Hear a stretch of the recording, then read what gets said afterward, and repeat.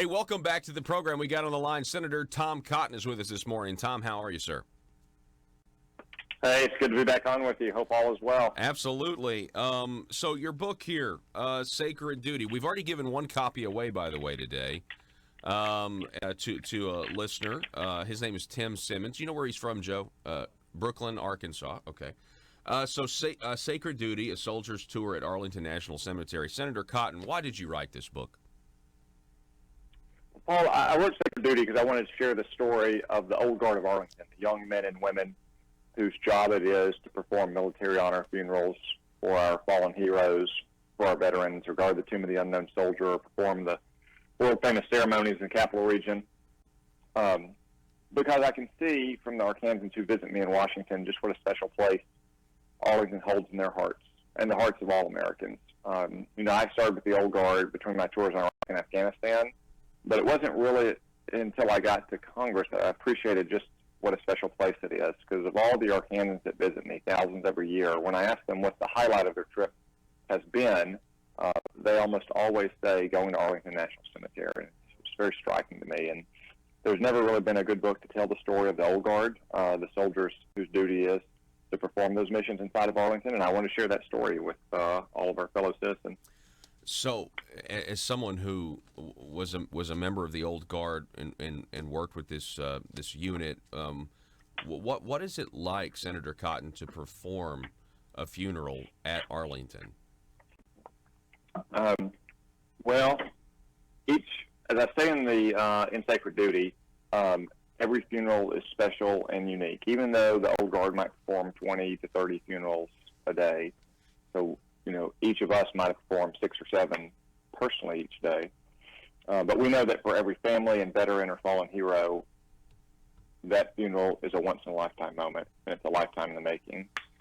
So what might appear repetitive from the outside looking in, we understood was, in fact, the first and the only funeral that family would have. So we took them all with the same level of seriousness and the same dedication to duty, the same single standard, perfection, whether it was for a 4-star general or a private that served bravely in the Korean War, or the most poignant of all funerals, those young heroes who had just laid down their life a few days earlier in Iraq or Afghanistan. Yeah. What's your most memorable funeral? Do you have one?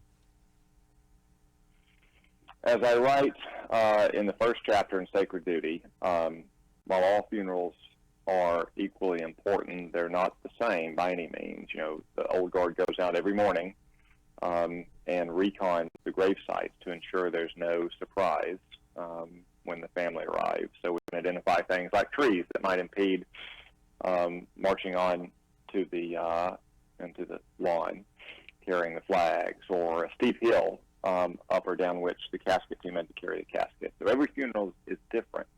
But the one that stands out in my mind most, as I say in Sacred Duty, because it was so different, was a group burial for the crew and passengers of EZ-40, a helicopter that was shot down in Baghdad in January of 2007, shortly before I arrived at the Coast Guard.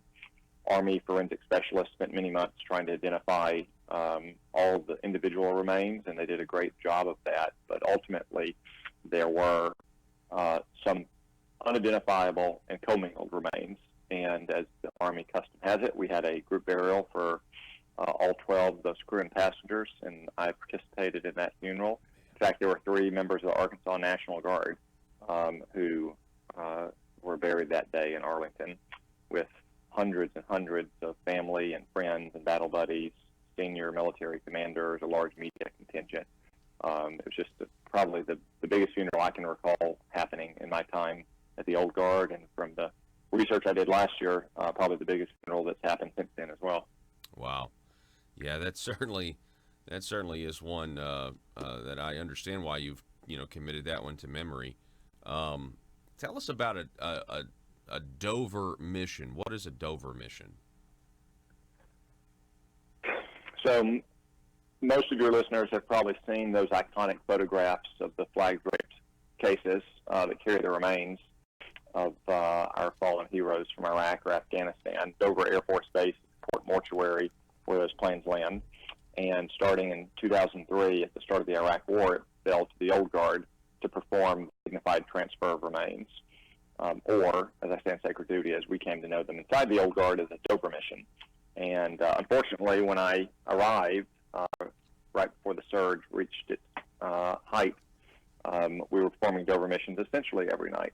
So 3 or 4 nights a month, it would be my duty day to fly up to Dover with a 6-man casket team and a general officer as the VIP escort and perform those Dover missions. I was the officer in charge, meant I was the first soldier on the aircraft, and I was part of the team that carried the remains off of the aircraft. It's a very, like I said, very poignant and sobering moment when you're carrying off the remains of your comrades in arms who, in some cases, had been killed just hours beforehand. And I did dozens of those Dover missions, sometimes just one case, sometimes as many as 19 cases. We're talking with Arkansas Senator Tom Cotton. His book, Sacred Duty, A Soldier's Tour at Arlington National Cemetery. Let me ask you this. Has the Old Guard ever fought in a battle, or have they always just been strictly a ceremonial unit? Oh, no, they've got a very long and distinguished history on the battlefield. The Old Guard is the oldest regiment in the Army. In fact, they predate the Constitution by 3 years. They were stood up in 1784, and they fought in every major conflict from then until World War II. They fought in some of the nation's iconic battles, like both battles of Bull Run or Battle of Gettysburg. But in 1948, after 160 years on the front lines, the Army assigned its oldest regiment to its most sacred ground. And for the last 71 years, they've been performing that mission in Arlington. Now, that's not to say that they've only performed that mission in Arlington. One contingency mission they perform is rapid response in the capital region. So, for instance, in 1968, after rioting broke out following Martin Luther King Jr.'s assassination, they helped perform crowd control and also to receive and equip troops that were coming into the capital region to restore order. Or more recently, on 9/11, the Pentagon is only a couple hundred yards across the street from Arlington, and for all those soldiers who weren't performing funerals on 9/11, they took off their ceremonial uniform and put on their combat fatigues and rushed down there to provide security and aid to the walking wounded. And sadly, in the days that followed, the recovery of remains was a very tough and dangerous sight. In some ways, you might say they were the first soldiers to deploy to a battlefield on the new in a new kind of war. Wow. You also write, or again, we're talking with Senator Cotton, you write about the history of Arlington itself, the connections to George Washington and Robert E. Lee. What can you tell us about that? Sure. That land seems like it may have been fated by some secret design of Providence to become our national cemetery. Many people know, and they will hear about the connection to Robert E. Lee when they go to Arlington or read about it, but I want to take a step back to tell you just how much farther it goes. For the first half of the 19th century, Arlington was known commonly as Washington's Treasury. And the reason for that is it was originally purchased when it was just virgin forests and farmland in 1778 by George Washington's adopted son, Martha Washington, natural-born son by her deceased first husband. He did that because he wanted to raise his family closer to his parents. Unfortunately, he died shortly after the Battle of Yorktown and left a 6-month-old heir. And that young boy was raised as well by George and Martha Washington, who he revered throughout his life. So when Martha died in 1802, and he inherited what is now Arlington, he moved there, and he actually called it Mount Washington at first. He later changed his name to Arlington after an ancestral family estate. But he spent much of his life commemorating the legacy of his great father. And that home that's built up on the cliffs is a model of Mount Vernon. And he actually operated Arlington at a deficit much of his life because he spent so much money on Washington memorabilia and relics and heirlooms. And then in 1831, his only daughter, Mary Custis, married another young military officer, Robert E. Lee. and that's where they made their home in the winter times when Robert E. Lee wasn't assigned all around the country for 30 years. But when Robert E. Lee was offered command of the Union Army and declined in April 1861, he resigned his commission and left for Richmond, and then Mary Custis Lee followed him a few weeks later. And the Union Army crossed the Potomac River on May 24th, 1861, and occupied that ground. They've held it every day since then. Wow, that's fantastic. And I know you know, as a student of history, as a soldier, Senator Cotton, I mean, this had to be a book that you enjoyed writing. I'm not really sure how you had time to do it, given your day job, but what was it like interviewing members of the regiment in which you served, you know, while you're also, you know, having to be in Washington working for the people? Let's just say I had a lot more fun last year spending more time again around soldiers than I did politicians in Congress. So a lot of the work had to be at night after Gabriel and Daniel sleep, or on the weekends. A lot of work on airplanes back and forth. But it was a real pleasure to be back among young soldiers. You know, the privates, the sergeants, the lieutenants, who we count to get the job done for us. And that's true whether they're defending us overseas or whether they're representing us and the love we feel for our fallen heroes in the fields of Arlington.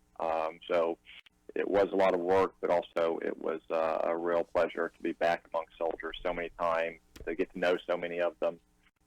You know, just a couple days ago, one of the battalion commanders there had a change of command, and I was present there, and I took my son to it. Taking my son to other events this summer, now that he's getting old, a little bit older to understand slightly what's going on there, and to watch some of these soldiers that continued on, you know, earn their tomb badge, their tomb guard, or gone off to Ranger School and earned their Ranger tab. It's really been a lot of fun. The book, again, Senator Tom Cotton's book, Sacred Duty, A Soldier's Tour at Arlington National Cemetery. Tom, this was your first book. Most politicians are going to write an autobiography. They're going to write a policy-based book, but you didn't. You did this. Why'd you do it? I wanted to write a book that people would want to read and find interesting. You know, mostly, as you say, most politicians, especially some of those Democrats you saw on stage last night, they write a book that could just be entitled "My Story" every time, and their stories that they were born in a log cabin that they built with their own two hands. But as I said, I wanted to tell the Old Guard story. It's never been told before.